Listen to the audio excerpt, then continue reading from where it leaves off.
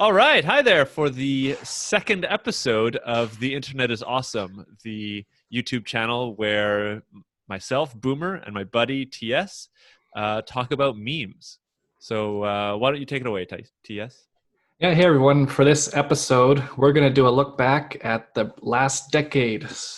So we're going to look at the 2010s and see what top memes it had to offer. So we got some of this information from website knowyourmeme.com. So it's a really good source for finding actual factual and researched information about all the memes out there. And so they'll post when it's been confirmed and all that. So anyways, going right into it, we're starting with the first meme ever from the 1920s, but we're fast forwarding right into our decade. So this is the surprise guy meme, the blinking guy meme. And so one thing that we're going to talk about is how memes evolve. So when you first look at this, it's just a funny picture of a guy blinking his eyes. It displays some motion and emotion. So, but the thing about memes is that it needs a little bit of context. So someone takes this picture and they tagline it there and they add some text to it. And so we go from here to or some images. So this is how my buddy Boomer wakes up. So he alarm goes off at 6, and then he sleeps until 8:20. Okay, so. It's too true. Yeah. And so a lot of the memes of the decades are ones like this that you don't know where they started, but you see them everywhere, and you see them in a million different forms. And especially the popular ones of the decade, they last for years. So you still see this one being reposted and updated today.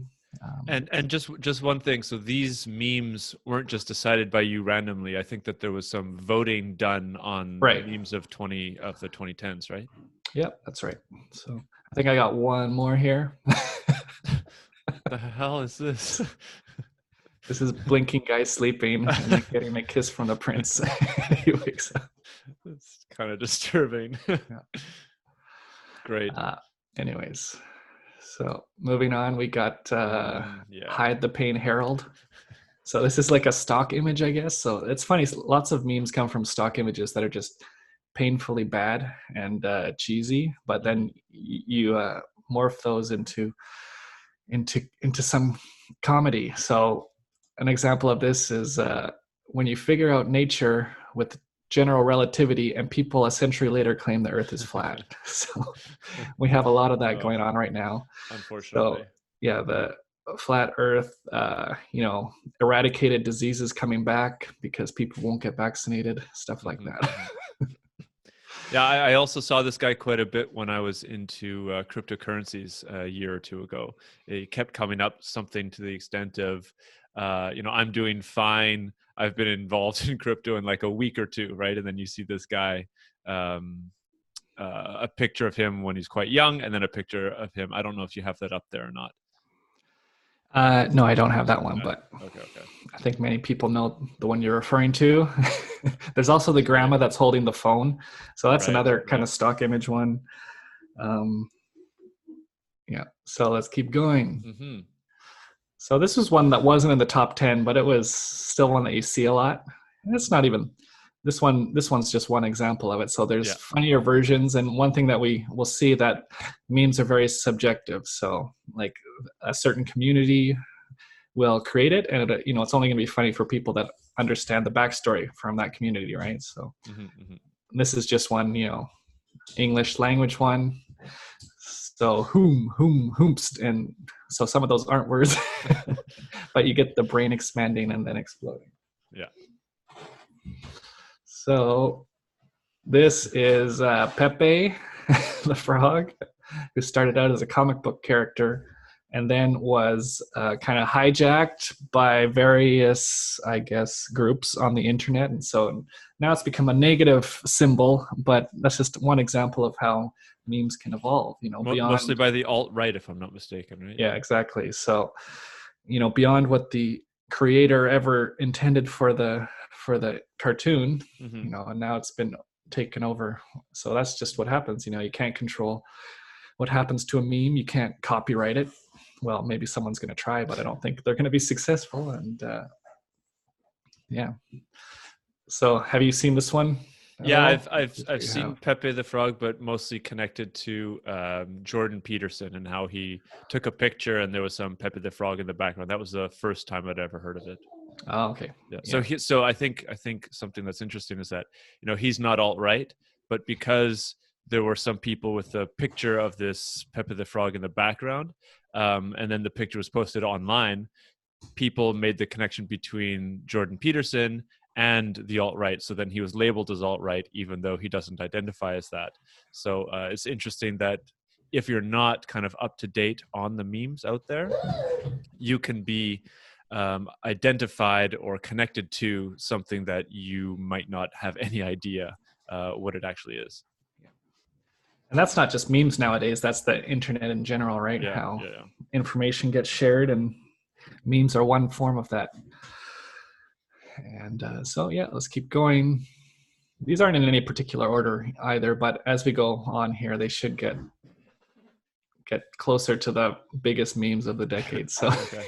Yeah, I've seen this one's a jealous girlfriend meme, and it's, you know, it's an okay meme. It's just another stock image, and it's funny based on what it's used for, right? So the picture itself, okay, Yeah. but then I don't even have another one for it, but you know, you might have you know, just something else that's taking the interest from a person. So they'll overlay the image with you know, text or other people's faces, and so that's one you might have seen. So I live in Barcelona, so this has come up a number of times when Brexit was really everybody was talking about Brexit quite a bit. You know, the guy would be looking towards like British independence or something ridiculous like that, and the jealous girlfriend would be the EU. So it's used in all sorts of ways, which I think is quite funny. Yep. And so Brexit just finally happened like a couple of days ago, right? Yeah. So yeah. We'll probably be seeing some memes about that in our next week's episode. So. So going on, this is Rage Comics. So you'll see these faces overlaid a lot. So we got like the trolling face, the rage face, and the derp face. So, so you can imagine what they're used for. I got one funny example here. So we got the Last Supper. Got all the rage faces here. That's great. And you know, the guy on the left, you see a lot too. The crying, sad face, and trolling, rage, and everything, and derps all around. So great. Next. Yeah, so we all know Grumpy Cat, right? Yeah. I had fun once. It was awful. I think this cat died like last year too, or something. Oh, did it? Oh, that's sad. But it's the world's most popular cat, I'm sure. Yeah. It has some sort of disease or something, or it had some sort of disease, right? Yeah. And its face was actually like that. And it's an example of how a meme can make something, you know, completely famous. So I think this cat probably had its own company and you know, brand and everything, right? So yeah. I think there was books and maybe even like shows made about it, but anyways. So crazy. And going from cats to dogs, we have this was voted as the #1 meme of the decade. Doge. Oh, really? Doge? No way. So, also really big in cryptocurrency. I mean, there is even a cryptocurrency named after a Dogecoin. Yeah. And so this is a dog with a human expression, which makes it funny, right? So then you take that and you add text to it, and you have a dog that's trying to put English together in his head. So it's always this meme is always in conjunction with bad English. Okay, so you got, wow, what are you doing? Concerned, so scare. And then keep your hands away from me. Okay, so and then RAPE. Yeah. And this was voted #1, you said, of the 2010s. Really? I guess I would agree with that. So yeah, it looks like another stock image or something, just the way of how the focus is too. But kind of like a professional image that's just really cheesy. And then someone's added the hand to it, right? So yeah. And so you'll see many different versions of that. And so yeah, that was a Keep Your Meme or KnowYourMeme.com's top 10 or 15 memes of the decade. And we didn't do all of them because some of them are a little bit too subjective for just going over for everyone, so. Okay. But there is one honorable mention that wasn't included in the list that came in at the end of the decade, and I think if it had a little bit more time and to prove its staying power, it probably would have been up there too, right? So, and who is that? Okay, we got Baby Yoda. Hell yes. So yeah, Cutest Disney princess I am. That's adorable. Yeah. I like that. This one is for you. We Yeah. got do or do not. There is no try. Boomer, okay.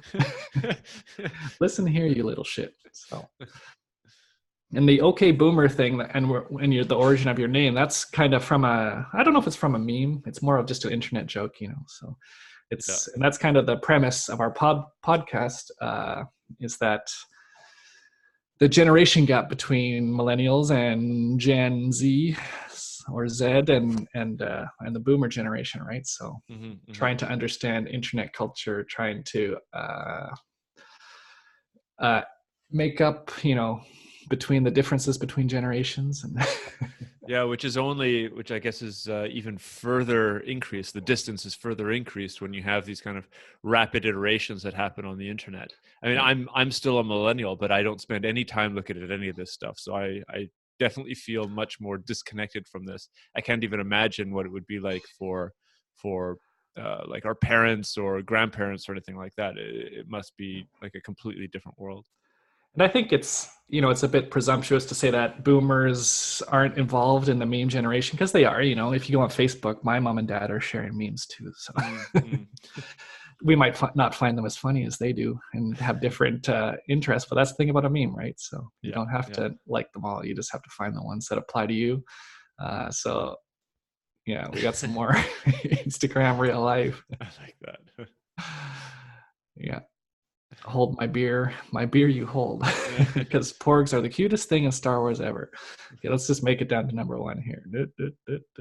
Oh, here's the one that we talked about, right? Yeah, perfect. I didn't have an example of this one at the time, but here's a good example. So we got porgs, and I forget this guy's name, and then BB-8, and now everyone's looking at Baby Yoda. So you could put Ewoks in there too, right? So. Yeah, for sure. Well, actually, we're going back in time, aren't we? So we're already at number one. So number one's all the way up there. I like that. Okay, so yeah, let's call it there for memes of the decade, and we'll see if how long Baby Yoda holds his sway. Yeah, I think he'll be here for a while. So. Well, maybe we could do like a year in review at the end of the year, and then see how long Baby Yoda's lasted. Yep. Okay, awesome. So that's it, and we'll see you guys on the next podcast. Thanks, guys. Ciao. Shut up, Calvin.